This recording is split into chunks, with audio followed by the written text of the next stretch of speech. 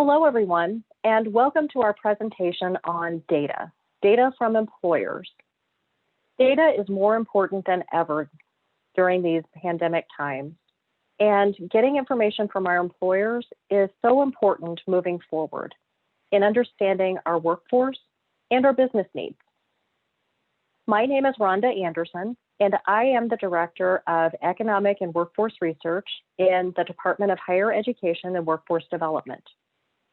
And I'm Richard Schumacher. I'm the Manager of Technology Initiatives with the Workforce Solutions Group of St. Louis Community College. St. Louis Community College started the State of St. Louis Workforce Surveys 12 years ago in the midst of the Great Recession to try to figure out what we need to do with the great changes that were happening at that time in the workforce and what employers needed. Here we are 12 years later in the midst of a pandemic, and the need for that information is even more valuable. The college uses that information to help drive what we're going to offer and what we're going to do to help the employers in our region. The state has always partnered with us in making sure we have valid results and a survey that is meaningful and worthwhile. The state 2 years ago decided to do a statewide survey matching our survey. Today, we're going to talk about those results. Unemployment rates are higher than we have seen in the past several years due to layoffs as a result of the pandemic. The bars on the chart represent the St. Louis MSA, Missouri, and the United States. As we see in the chart, the unemployment rates for the St. Louis MSA and for the state of Missouri are lower than the national average in every month. As you can see, education pays off. If you look at the statewide numbers or the St. Louis numbers, you see that an associate's degree or professional certification places you in a lower unemployment bracket and an increased income bracket. And the more education that you hire, you get that associate's degree or you get that bachelor's degree, puts you in a better place to avoid unemployment and at the same time increases your income. 2020 has presented many challenges to the employer survey. The survey typically begins in March, about the time that COVID began impacting our lives. The survey was delayed to July as businesses began to reopen across the state. Even with the delay, we were not able to reach as many businesses as previous years due to disconnected or unanswered phones. The survey company had to work even harder to reach employers with a diverse mix of sizes and industry groups to reach a reliable sampling of our state's employers. Delaying the survey also presented opportunities. Starting the survey later allowed us to add questions to understand the impacts of COVID on businesses. We were able to add COVID-related responses to longstanding questions to understand changes to the workforce and employer needs during the first phases of recovery. Companies were randomly selected from a categorized list of businesses from the Reference USA employer database. Employers from metro and non-metro areas were interviewed about topics like hiring trends, skill needs and shortages, experience and education requirements, and effects of COVID on business operations. This was a big change from previous surveys in that we took some items out to replace them with questions that we felt would specifically drill into the issues that employers were facing with the pandemic. Statewide, 57% of employers reported that employment levels were the same as last year, while 27% increased slightly or significantly. Compared to 2019, 32% had anticipated employment growth. The metro and non-metro responses are similar to statewide. Metro employers were more likely to note employment levels decreasing, either slightly or significantly, than non-metro counterparts. 26% of metro employers reported a decrease compared to 20% of non-metro employers. Employers that downsized were asked if the change was due to COVID. 58% said yes, and the metro, non-metro responses were plus minus 2 percentage points, so no significant difference. The St. Louis metropolitan area saw a slight slowdown in hiring enthusiasm in last year's 2019 report, but we saw an amazing drop caused by the pandemic this year. 29% of companies in the St. Louis area cut employees in the past 12 months. The interesting fact is, though, that 24% of them continued to hire. There were businesses that found their niche in being able to provide the services needed during the pandemic to help people cope with the situation. Most employers, or 56%, anticipate steady employment levels over the next 12 months.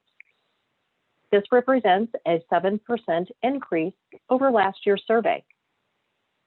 Compared to last year, more employers project slight to significant growth in employment versus those expecting declines.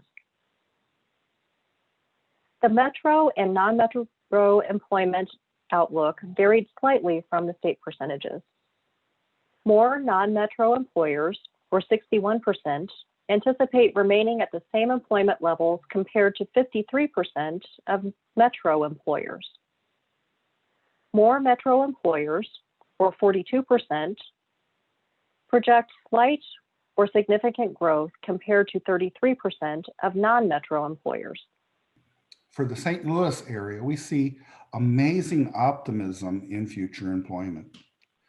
The amount of people quoting that they're going to decrease is just very small. The amount that say that the employment is going to remain the same has actually decreased, because in its place has been 51% of the employers saying they're planning to increase the workforce. And if you look at the chart, it's almost a doubling of the ones that say they're going to significantly increase employment. A good percentage of employers plan to add workers and were asked about the methods to hire. Employers are more likely to hire full-time workers rather than part-time workers, a nod to the confidence level of employers to commit to long-term employment. Compared to last year, employers are also less likely to use employment methods such as hiring contract workers or using temp agencies. In a decade of looking at the St. Louis survey, we found that employers preferred to hire part-time employees as a traditional risk management for their employment staff. Now we're seeing that people, whether it's St. Louis or whether it's the metro areas or whether it's the non-metro areas throughout the entire state, are looking at hiring full-time employees. In the St. Louis area, we had 66% of our employers say that they were going to prefer hiring full-time employees. This is very surprising. The part-time dropped to 47% of employers. It's just a very big shift. And of course, they're not looking at temp agencies or at contract workers either. They're talking full-time, people that they furloughed, or people who had been previously laid off. They're looking for people to be loyal to their business. Each year, employers are asked about barriers to increasing employment levels. Consistent with previous years, the number one barrier is a shortage of workers with knowledge and skills. Less employers cited economic conditions or government policies or regulations as a barrier than last year. In addition, less employers in both metro and non-metro areas thought that the lack of available training programs is a barrier compared to 2019.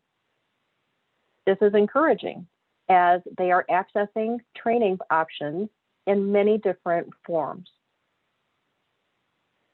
Some employers reported COVID-related barriers to expanding employment. A quarter of employers noted general COVID-related issues, and that's not surprising, given many businesses have had to change their operations or service delivery. a lack of PPE, and the inability to comply with CDC regulations were listed as barriers to 3% of employers in each category. The results for metro and non-metro employers were similar to the statewide results in many categories.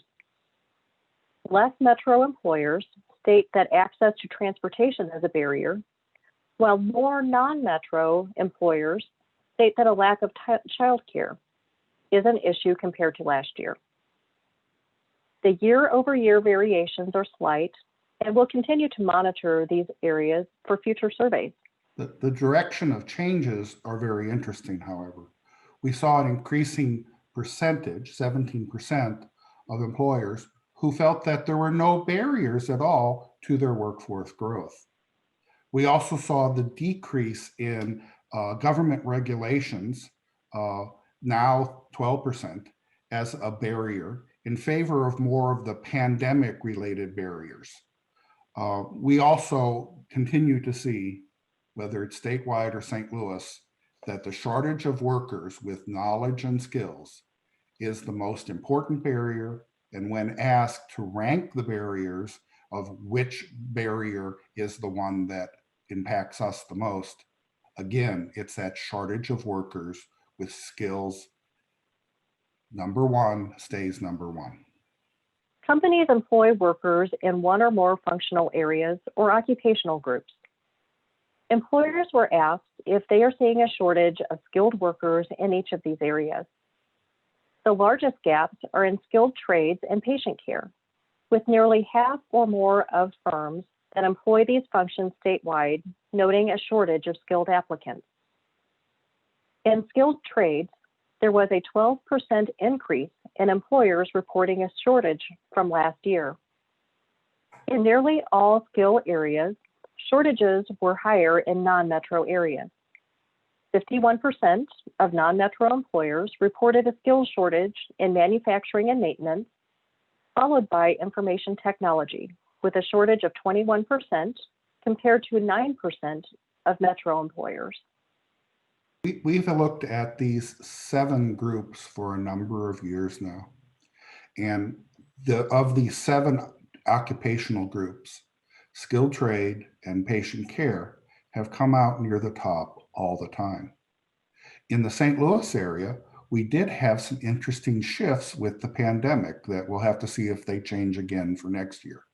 And those included the accounting finance group, which had a substantial increase from 17% last year to 40% for those people. So this is companies that hire people in this occupation that are experiencing a shortage, is what these numbers are. So for accounting and finance, where that was a 17% shortage rate last year, it's now 40% this year. And then information technology, which appears in all the lists, appears in all the job ads, appears in demand, had a significant drop this year as well. It went from a 28% shortage level last year in the St. Louis metropolitan area to only 15%, almost by half. It's interesting what may have caused this, and we'll have to see. But these are important occupations in the St. Louis area. Healthcare is the big occupation in the St. Louis area. There are many companies that use IT, and finance has been a big growth area in St. Louis. There was a 27% growth in the accounting finance area over the last decade in the St. Louis area. So these are important numbers to watch and see how they change with time. But obviously, the pandemic has made major shifts. On the St. Louis survey, a potentially other concerning response was that almost 2/3 of employers surveyed, 63%, reported they had no jobs available for those with no experience. This was a significant increase from 42% in 2019. Also, slightly fewer employees, 68%, reported having any jobs open for those completing short-term training as compared to previous years. What this is saying, though, is that there are fewer opportunities for people without experience and fewer opportunities for people who need short-term training before they can move into that job. Only a third of employers said that half or more of their jobs were open to those with short-term training, as opposed to 43% just last year. Hopefully, these things are pandemic-induced shifts and not a sign of longer-term preferences to people coming already trained, already experienced. The Missouri trend for the low-skilled occupational needs followed the St. Louis MSA. Employers were also asked to gauge the skill levels to meet the needs of each functional area. High skill requires a 4-year degree. Middle skill requires training or education beyond high school. And low skill requires a high school diploma or less. Middle skill was the most cited skill level in several functional areas, including business management, accounting and finance, skilled trades, and patient care. Customer service and manufacturing and maintenance were the most cited in the low skill area. Information technology shortages shifted from the middle skill needs in 2019 to high skill this year. The good thing for St. Louis Community College as an educational provider is that of these 7 different occupations that we look at, 5 of them find that the majority of the need is in middle skill training. Those are those associate degrees, professional certifications, or short-term training opportunities that we offer to the community. We've seen shifts happen in the patient care needs. We've seen shifts happen in the IT needs, but the majority of training needs still remain within those middle skill opportunities. Missouri continues to be a leader in registered apprenticeships. In fact, we're currently second in the nation. In 2020, a new question was added to the survey to gauge how apprenticeships can address skill shortages. Of the employers surveyed, 25% operate apprenticeships. Employers engaged in apprenticeships have changed their programs due to COVID. Over half of employers said that they are proceeding with the apprenticeship programs as planned, while 21% have canceled their programs. Metro employers were nearly twice as likely as a non-metro to delay the start of their program. Related to apprenticeships is employer-sponsored training. In the St. Louis area, we found great interest by the healthcare providers in patient care technician training, in medical assistant training, and other related fields where the employer pays for the person to go through our training program, and in some cases even hires them at the start. So they're not looking for a job at the end. They in fact leave our program if they successfully complete. We have like 100% completion rate on our PCT programs, and they immediately walk into a job. There is no job search. There is no, what do I do after the training? There is, I go to work with the people I've already been doing my clinicals with. We've seen other interest in pre-employment programs. For over a decade, we've worked with Boeing in increasing their sheet metal worker staff. And we have a program that people who successfully complete are guaranteed an interview with Boeing. These kind of opportunities aren't the formal registered apprenticeships, but it's that area of apprenticeships and things like apprenticeships that continue to grow in Missouri and provide new, good paying career path opportunities for our citizens. You know, if it's working to get people jobs, that's what really matters in the end, is that it's helping people get on a good career path. Yeah, and that's the other thing with these is once you get your feet in the door in healthcare, that's the important point. Because once you're in the door, then they'll pay for additional training programs. They'll help you pick out career paths. They have people to consult people on where they think maybe their direction in life might be. And it's really growing. It'd be nice if other industries work that way, but healthcare very much is very into, we want to give you a career path. A new question in 2020 asked employers about the likelihood of automating processes in the next year. The purpose of this question is to inform workforce professionals and educators of training or skills needs for equipment or processes.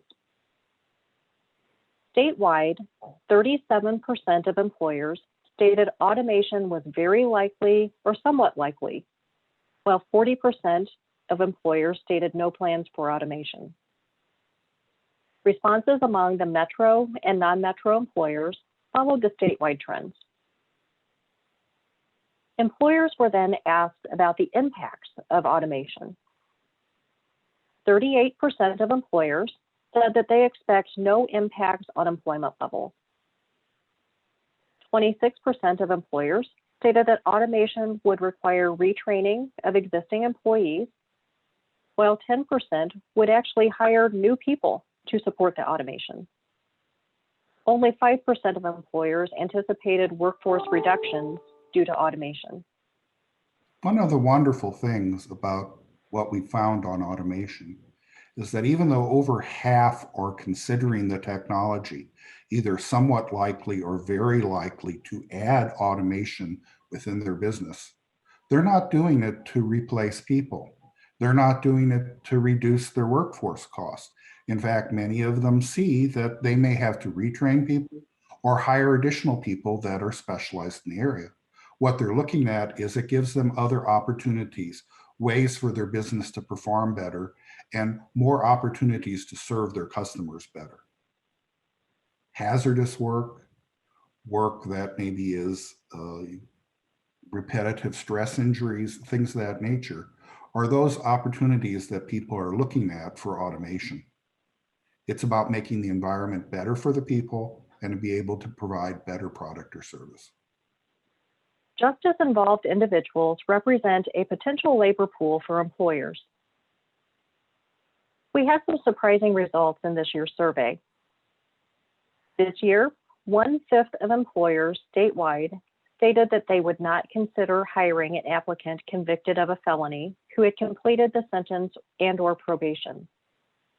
This is a stark contrast to 1% of responses to the same question in 2019. In 2020, approximately half of employers said it depended on the felony to make that hire, compared to 41% last year. More metro employers were willing to consider individuals in this category than non-metro. In addition, 59% of employers required drug screenings for at least some jobs before hiring. Results were very similar for the state, metro and non-metro areas, with nearly half of employers screening for marijuana, opioids, and other stimulants. Barriers to employment for justice-involved individuals remain. Despite efforts to ban the box, to look at inclusion, we found that 3/4 of employers perform criminal background checks for at least some of their jobs. We looked at this in 2015, we looked at this in 2019, and we looked at it again this year in 2020. In 2019, we saw an increased employer willingness to consider hiring those with felony conviction, but the response this year swung back sharply back to almost the level that we saw in 2015. We'll have to look and see if this is a trend or not. Last year, we only had 4 employers respond in our survey that they would not consider someone who had done their time, who had served their time, who had a felony conviction for any jobs. That was almost 0%. This year, we're back to that 20%. 1/5 of employers say they would not consider hiring an applicant with a felony conviction for any position. The COVID pandemic has had an unprecedented impact on the economy and businesses in the state. As we work through the recovery process, several COVID-related questions were added to the survey to gather information on the effects of COVID on employers. Employers have many concerns, including concerns about the workforce becoming ill 62% of employers have that concern. 60% of employers have been affected by supply chain disruptions. 47% have an increased demand for certain products. So some employers are being positively impacted by the pandemic. 45% of employers needed to adjust their work schedules and locations. And unfortunately, 44% have experienced canceled orders, slow or no sale. Non-metro employers seem to be less affected by canceled orders or slow sales at 37%, compared to 48% of the metro counterparts. Metro employers, on the other hand, were less likely to experience a decrease in demand for certain products than non-metro employers at 39% versus 33%. COVID has had a dramatic impact. Only 8% of employers reported doing no operational changes. 92% of employers had to do things differently. 22% of them closed entirely for a period of time. 24% of them furloughed or laid off their employees. However, on the other side, we saw that 32% actually added employees. There's a shift in the business activity. There's a shift in what's important. There's a shift in what people need. How long it will last, we'll need to figure out. Next year's survey will probably tell us more. The other big change we saw because of COVID is a change in the focus that businesses are taking. The focus is actually toward resiliency. They're looking at cross-training employees. They're looking at a focus on the welfare and care of their employees. They're looking at upskilling. We talked about automation before, but it's not automation as a way to replace their employees. It's looking at automation to enhance what they do. There's also a focus on customer cares, new ways to better serve customers. That was actually one of the leading results we saw. An increased hiring to accommodate the demand. Cross-training we talked about, but knowledge transfer is important as well. And the increased agility in how they respond to the changes that are happening.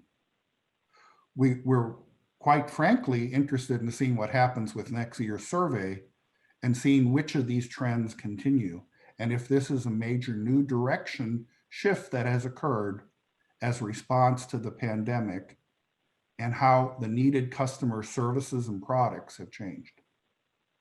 We found that Missouri employers were able to quickly pivot to serve their customers in response to the COVID pandemic. 76% increased the workplace cleaning and disinfection. Over half continued their business operations, but they changed the methods of service delivery, such as curbside pickup or remote appointments. This includes Missouri's job centers that pivoted to remote operations over a weekend.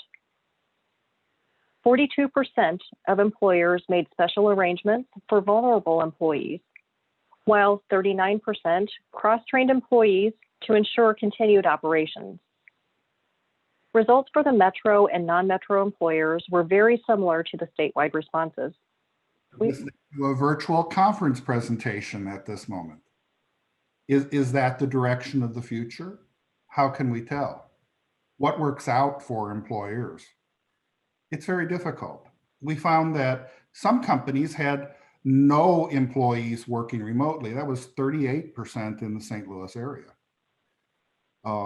Many switched to remote work and encountered no issues. In St. Louis, we saw 25% of our employers say that.